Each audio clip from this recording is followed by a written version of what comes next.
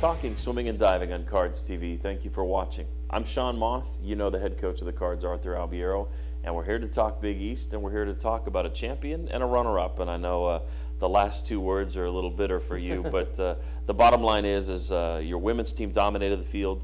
The men's team, as we've talked before on the show, down 100 points because of the way the meet's structured in diving, made up 70 plus of that.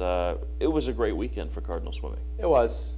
I think one of the nights, I can't remember what night it was, but you know, when somebody asked me for a quote, and the first thing that came to my mind was, this is what Louisville swimming is about.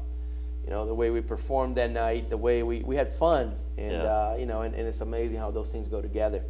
We had a great time, and you know, as we always say, swimming fast is always fun. Yeah. And we had a lot of that this past weekend. We'll talk about the men first, and then we'll get to the champion women. The men fell just short, as we mentioned, but we're talking off camera. The vote for swimmer, the meet, is just that, a vote. It's not based on points. With that being said, you had 3 swimmers that scored 57 points apiece for your team, and I want you to talk about those 3 young men. Yeah, you know, those 3 guys, I mean, 2 of them are seniors. I think, you know, Carlos Almeida is the ultimate team player. You know, I mean, he chose to give up his baby, you know, his 100 breaststroke, knowing that we had, you know, a number of guys in that event and we needed a little bit help in the 400 IM. You know, and he chose to do that and won the 400 IM for the team. And, you know, and then he was second in the 200 IM and won the 200 breast. And, you know, Carlos is a guy who, you know, it's been big time. He knows the goal this season is to be at our very best at NCAAs, and you know, that's due in front of us. So sure. Big East is certainly, I'm proud of the way he raced and the way he performed across the board, and you know, and we're getting ready for the next one. You know, and then and Brendan Andrews, you know, I just felt for the 2nd year in a row, I think that you know, this is a kid that.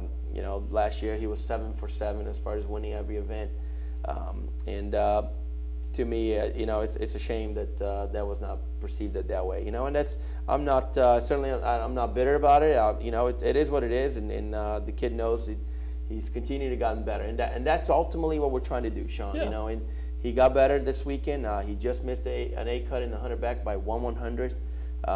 You know, he won 6 races. He was second to a teammate in the 100 freestyle, and performed, you know, top to bottom, unbelievably, you know. And then João De Luca, who you know, really we felt was ready for a breakthrough, and really put together a great year of practice, and you know, raced super well. I mean, I couldn't be prouder. You know, the 100 free and 200 free, those are A cuts. You know, those are, you know, the A cuts are designed to be top 8, maybe top 10 in the country. So to have a couple of those swims, you know, for a guy who's really come a long way, we're very proud of that. And then he was part of all the relays. You know, I mean, we won all 5 relays. Wow. And a couple of those relays by a considerable margin. You know, so when you look at the NCAA rankings right now, the men are, you know, all we should be able. Our goal here is to get all 5 relays to the NCAA championships. Wow. And if we do that, then we're gonna have some fun in Seattle. Yeah, and I don't feel like we're leaving that out. We will preview the NCAA in the coming weeks, but let's stick with Big East. Obviously, the men with a great performance, falling just short.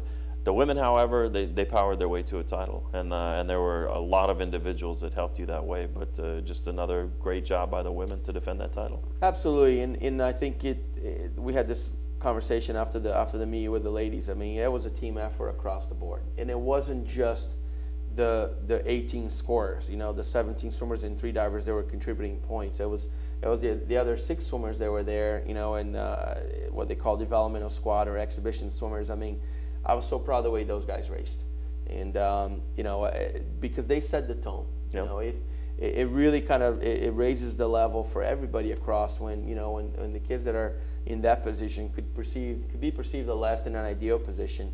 I love the way they approached that and how they raced with their hearts for the team, and they really took that to heart. That you know, that was my challenge to them. Your performances set the tone, and they took that to heart, and you know, that was a phenomenal job. So across the board, this is a big team win. Yeah. And we just felt that, you know, everybody contributed. Even, you know, a couple of the kids that were not on the Big East squad. Everybody plays a role, yeah. You know, and I reminded them that we are where we are today because of all the people that have come before them, and you know, but I want to point out, just this group of seniors has been a special group. they have done everything we have asked them to do, and they have continued to grow and mature as swimmers, absolutely, but as people. And, sure. We're really proud of them. In the Big East competition, you win a race, you get X number of points. There's winning a race, and then there's making an A cut like Joao did. And I know there's a few women that stood out in particular. Yeah, Tonya Killings had a great meet. She got beat in the 200 IM, and she was not happy, and she came back the next day with a vengeance and really put together a great 400 IM time that certainly we believe has an opportunity to be top 16 in the country. And then really I think a finishing touch on the last day, and to go 155 in the 200 butterfly. It's a time she just missed the A cut, but I mean it's a really high level from a national standpoint kind of performance, and we know those two ladies are Tonya is into the NCAAs, but maybe the shocker, and that's what I mentioned to the team. To me, maybe the most outstanding single performance of the entire meet, and I'm not being a homer here, is Giselle Cohoy, this 200 breaststroke. I mean, that's 207 is a world-class swim. She's going to go into the NCAAs probably ranked. I think she's 4th currently with a couple more conferences to go. But her improvement, Sean. Yeah. She was the girl that was left out last year. The worst possible scenario to be the person below the line. Yeah. You're 31st and they took 30 and you missed by 0.04. Oh. And 0.04 is hard to swallow, and it doesn't taste good, and it hasn't for all year. But to her credit, the way she turned that around and really made it into a positive, and to go from 211.3 that she went last year as a freshman, which was already a big jump, but to see where she went, to a 207, we're very proud of her, and all credit to her. Yeah. She had the vision, she worked for it, and obviously I think our staff did a phenomenal job of guiding her and leading her, but it's her. She made it work. Arthur won't talk about it, but the coaching staff slighted as well, not being mentioned as coaching staff of the year. I guess their 2-year reign was a little more than the rest of the league could handle, but we know what we have here in our coaching staff at U of L, and we do congratulate everybody that competed over the weekend. The last chance, it's you almost, some people don't like the term, but that's what it is. It's the last chance to qualify for the NCAAs, and you will take a few folks that will try to make that last chance to get the A cuts or the B cut that's going to get them in. Yeah, you summed it up. It's last chance. Yeah. But we talked about that going into it, and we wanted to keep an open mind that, the Big East was the first opportunity, but not the final. And ultimately, it's to get those swims that are going to be selected for the NCAA field. And as a quick recap, in the women's field, normally they will pick about the top 30 in the country who will be selected. On the men's field, it's probably about 20 to 21, a little bit tighter. So we have a few men and a few women that there's bubble swims as we call it.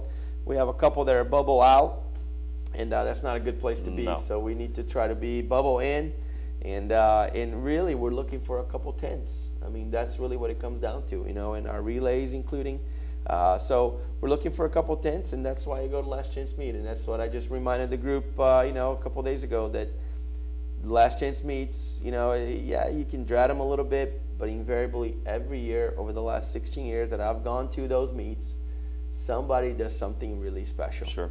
And we cannot miss that opportunity to go find that performance that's going to be special. So that's why we do it. And it's a possibility, too, that somebody that maybe finished a second at the Big East takes that anger and puts it into the pool in a last chance meet. So we wish the team the best of luck. Safe travel to you and the team. Thank and you.